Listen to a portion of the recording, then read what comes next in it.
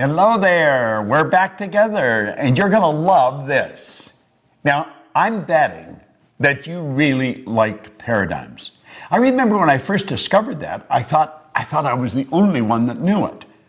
It's such a neat idea. Now we understand why we're not doing what we already know how to do. Now let me ask you something really important. Are you, or maybe a loved one, a family member, somebody that you're very close with, leaving your dreams on the table?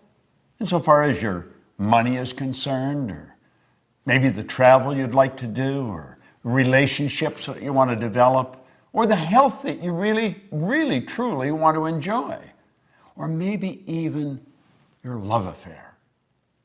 You're missing it. The dream has escaped you. How would you like to know a formula that's as exact, it's as exact as mathematics on how to get what you want? See, most people are really extras in their own movie. They look at somebody else and they think, wow, if only I could do that. Well, let me let you in on a secret. You can do that if that's what you want to do. I'm betting that is probably not what you want to do. That's what they want to do. And you know something? If they're doing what they want, you can do what you want, and I can do what I want. See, we're all working with the same mental faculties. We're all working with the same power, and we're all working with the same laws. So it's a matter of understanding how to set and how to achieve goals. Have you ever been really ready to do something and you were scared stiff, and so you backed away and left it back on the table? I know I've been like that. I know a lot of people are like that. Well, if you've done that in the past, or a loved one, you can share this with them. And I would suggest that you do invite some friends in and share this with them, and then sit around as a group and openly and very transparently discuss these hang-ups that we've got, because we've all got them. You're not the only one with them. Now let's stop and think about goals. You know, Thoreau was, he was quite a guy.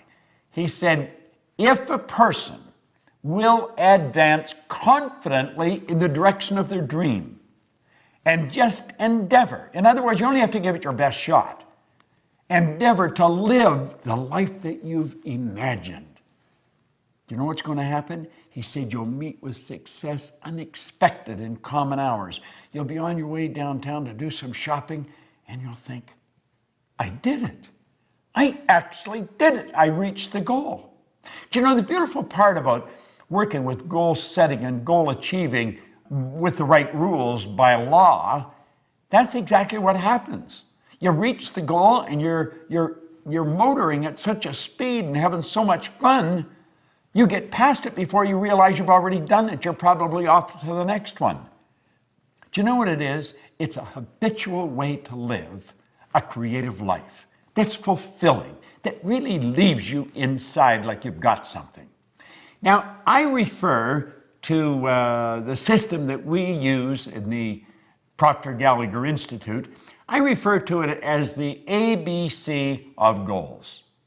Now, you'd say, well, this looks pretty elementary. Well, I'm going to let you in on a secret. It is very elementary. It's just that most people never really learn it. Now, I'm going to talk about the A level of goals as doing things you already know how to do. I had a young guy come up to me one time in a seminar, and he asked me if I'd talk to him about his goal. And I said, sure, what's your goal? He said, I want to get a new car. I said, okay, what kind of a car do you want? He said, I want a new Pontiac. I said, I see. I said, what are you driving now? He said, a Pontiac. Well, you know, some little guard stuff to jump up in my mind. And I said, how old is your car? And he says, it's 4 years old. Well, I said, it's probably time you got another car anyway. You know, I said, how long have you had it? And he said, 4 years. So I said, now let me get this straight. You have known for 4 years how to get a new car. Yeah. Well, I said, then that wouldn't constitute a goal. Now, that doesn't mean you don't get a new car and you don't get a new Pontiac. You can get a Cadillac if you want. You can get a Maserati if that's what you really want. And you should get a car. But you've known for 4 years how to get a car. You see, the beautiful part about goals and understanding it is goals are not to get. Goals is not, you don't set goals for acquisition. You set goals to grow. You set goals to reach inside and stretch and go where you've never been. You set goals to take you to a place you've never gone before.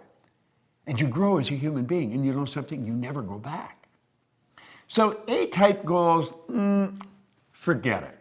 Now let me let you in on a little secret. I'll caution you. Probably all the people you mix with deal with A-type goals. Now why do I say that? Because we're attracted to people that are on the same frequency as us, that are in harmony with us. We talk about the same things, we like about the same things. So when you go for that new goal that's beyond the A-type goal, they're not going to support you. It's not that they don't love you, it's not that they don't want you to win, they don't want you to leave. That's right. They don't want you to leave, and you're going to leave, you're going to raise your consciousness, and you're just automatically going to attract a whole new world into your life. So where do we go if we don't do A-type goals? Well, you go to a B-type goal. Now, many of the people that really think they're shooters, they're really making it happen, they're going after B-type goals, and this really doesn't cut it. It really doesn't cut it. You know how I said in paradigms you got all this knowledge, but you're not using it? Well, that's true in the B-type goals too.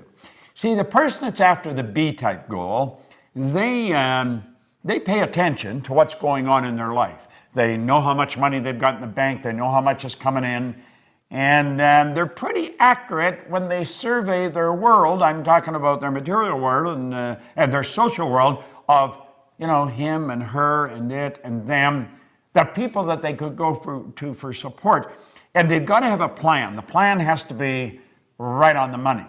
Now, they think if this happened, and if that happened, and if she did this, and he did that, and if that money come in like I want it to come in, if all these things happened, then I could do that. And so reluctantly, we say, that's the goal. And you'd say, well, is that really the right goal? No. Why not? Well, because you see, you already see how it's going to happen. So in that respect, it's much like an A-type goal. You got to stretch a little bit, but you know if everything falls in place. Now I'm going to tell you something else. There's no inspiration in a B-type goal, and you're going to have to be inspired. But you don't get inspired going after a B-type goal, and your old buddies, the A-type people that you're always with, they're not going to support you because they don't want you to leave. So we got no support, and we've got no inspiration. Now what's the next? The next is a C-type goal. See, the C-type goal, that's what I really want. When you sit and you daydream, you may have a couple of drinks in your mind, whoo, and you're off on a trip somewhere. If only we could do that, if only we could do. And you're fantasizing. But you see, there's a problem with fantasizing. You have been told you don't fantasize. That's not being realistic. It's totally illogical to think that you could do that. Well, that's pretty interesting, It really is pretty interesting. Because if you go back and you study in history and you take a look at the people that have really made their mark, they've been ordinary Johns and Marys who have done something that changed the entire world. Now, you'll often hear people say, well, one person can't change the world. I'm going to tell you something. One person changed my world, and I'll lay you odds, you get locked into this and you share it, and they're going to say you've changed their world. See, we've got to be able to get beyond that barrier of logic. We've got to break through that paradigm. That line that separates us from what we want? It's a paradigm. That's all it is. Do you think the Wright brothers were being logical? Do you think they were being realistic? They weren't scientists. They weren't aeronautical engineers. They were bicycle mechanics in Dayton, Ohio. But they were going to fly. Now, even their daddy was a bishop in a church. He told them they were going to burn in hell for even suggesting that they could fly. But and I know, they introduced us to the kingdom of flight. And it wasn't that many years until we were on the moon. Now think, they crashed right through the logic barrier. They went right through it. They didn't let it stop them. Now you may say, but they're different than me. Well, they probably are. They didn't leave their dreams on the table, and you may be leaving your dreams on the table. Get them off the table. Get them back in your mind. Fall in love with them. Plant them in your heart. What did Solomon say? As a person thinketh in their heart. You've got to get emotionally involved with this. How does a guy like me, no formal education, no business experience, earn millions of dollars, build a business that operates all over the world? I do it because I don't let logic stop me. I'm not afraid of losing. Now think, what do you really want? Go lay under a tree somewhere. Don't even talk to anybody. Let your mind wander. Let it take off. Go to the land of imagination. Think about it. Let your mind wander. Go right through the terror barrier that we call logic. I'm going to teach you something about the terror barrier later, but I want you to stop and think of what you want. I had the very good fortune of working with Sir Edmund Hillary. Now, you might not even know who he is, although he hasn't been gone very long. He is the guy that was the first person to stand on top of the world. He was the very first man to stand on the top of Mount Everest, along with Tenzing Norgay, his Sherpa guide. So you know the beautiful thing about them, this little side deal, neither one of them would say who got there first. Tenzing Norgay didn't say. Edmund Hillary didn't say. But they were the first, Hillary and his Sherpa guide. Now, Ed Hillary was a beekeeper from New Zealand. He was a beekeeper down in Auckland, New Zealand. Where did he get the idea that he could do something that has never been done before? People died. There's people encased in ice up there. They're never coming down. They've tried to do this. They've been trying to do this for centuries. Just like the Wright brothers, there's people trying to fly for centuries.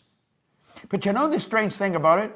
Ed Hillary went up there in 1951, he failed. He went back in 52, he failed. Now there's people around him saying, you've got to be out of your mind going back there. You're going to kill yourself. But in 1953, he stood on top of the world. I had the pleasure of working with him on a couple of occasions, and the only difference in Ed Hillary and myself that I could see was in his size. He was a big man. You say, but I'm not like Hillary and I'm not like the Wright brothers. You're exactly like them. You're exactly like them. There's a spiritual power within you that's perfect. Your spiritual DNA is perfect, and it's forever seeking expression with and through you. That's why you want things. Don't throw your wants. Don't leave your wants on the table. For goodness sake, take a run at it. Go sit down at that table. Get a pad and a pen out and start thinking, what do I really want? I want to be financially independent. That's something all thinking people want. I'm going to tell you something. When you have no money problems, you'll be amazed how much free time you have. You see, in this program, we talk about wants. We're not talking about what we think we can do, and we're not talking about what we've done in the past. We're talking about where we're going, what we're going to do. What do you want? I guarantee you, if you can describe it, if you can see it in your head, you can hold it in your hand. That's exactly the way it works. Napoleon Hill, my mentor, he said, anything the mind can conceive and believe, it can achieve. Now, you may not believe you can. I guarantee you stick with us and you keep studying what I'm sharing with you, and you'll change your beliefs. See, I found out that was one of the keys in my success. I changed my belief. See, our belief system is based upon our evaluation of something. And frequently, if we reevaluate a situation, our belief about that situation will change. There's a three-step process for goals, goal setting and achieving. It's fantasy, theory, fact. You've got to build the fantasy. And it's okay to say, but it's just a fantasy. That's where everything starts. That's where your clothes started. You probably have synthetic fibers on. We didn't always know how to do that. The building you're in, the air conditioning, the heating system, your cell phone, your computer. The fact that I can shoot this here and you can sit there and watch it. We weren't always able to do this. Somebody fantasized. And then they turned their fantasy into a theory. See, they went from using their imagination and they began to use their reasoning factor, and they started to add thoughts to it. And they started to bring it together. And they started to give it some serious thought. It's like Hillary said, I bet I can get to the top of that mountain. Everybody's saying they're crazy. But they didn't know what he could see. He could see what they couldn't see. The Wright brothers. One was saying to the other, I see it, brother, I see it, I see us up there. And when they got up, they were only up for 14 seconds. And somebody said, yeah, but their first flight was only 14 seconds. And they said, we not only got up there, but we stayed up there for 14 seconds. See the difference in perception, in attitude? Don't listen to anybody else. The only person you want to listen to is somebody that's accomplished more than yourself and know that they're no better than you. Listen to them. Do what they tell you. I know how to win. If you can build the fantasy and you can turn it into theory, I guarantee you it'll turn into a fact. You hold the idea in your mind and it must manifest in form. That is an absolute law. The wealthiest man in the world in 1908 really started this movement that we are talking about today. Andrew Carnegie told Napoleon Hill, he said, any idea that is held in the mind, that's emphasized, that you fall in love with, that's either feared or revered, will begin at once to clothe itself in the most convenient and appropriate form available. Now, I want to share something that a lady come up on an airplane and give to me. She said, your materials really helped me. I want to give you something that's helped me, and it'll probably help you. It's a wonderful quote, and no one gets credit for it. Said, blessed are the humans who look for unseen things that are intuitive, but not yet accepted into the reality of life. The intuitive is the feeling part of you, the part that can see something nobody else can see. You see it in your mind. It's never been accepted into the reality of life by you or any of your friends or relatives or loved ones. But you can see it. You wouldn't be able to see it if you couldn't get it. Blessed are the humans who look for unseen things that are intuitive but not yet accepted into the reality of life. Now listen to what he says. They will be rewarded with knowledge and wisdom and will become the forerunners of the newest sciences on the planet. Do you know something? There has been over 1,000 people go up Mount Everest since Ed Hillary did. I get on a plane now to fly to the other side of the world, and I go to bed. That's right. I go to bed. They've even got a bed, and they give me a duvet to cover myself. And they ask me if I'd like breakfast when I wake up. God bless the Wright brothers. God bless Ed Hillary. They're no different than you or me. Don't let the fact that you don't know how to do it set the goal. In fact, if you know how to do it, it's probably no good. It's got to scare and excite you at the same time. Now, I want you to go and sit down at that table. And you pick up those dreams that you've left sitting there for a while. And you say, no more. I'm alive, I'm awake, and I'm on the move, baby. There may be no one that understands, but I understand.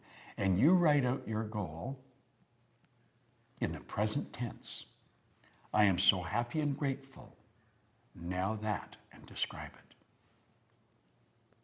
And I'm going to come back, and I'm going to share something with you that most people never know. I'm going to teach you about the terror barrier. And when you get that, along with the paradigms in this one, I'm going to tell you, baby, you got results that stick. Don't let it slip through your fingers. Don't leave it on the table. Claim it. It's yours. This is Bob Proctor.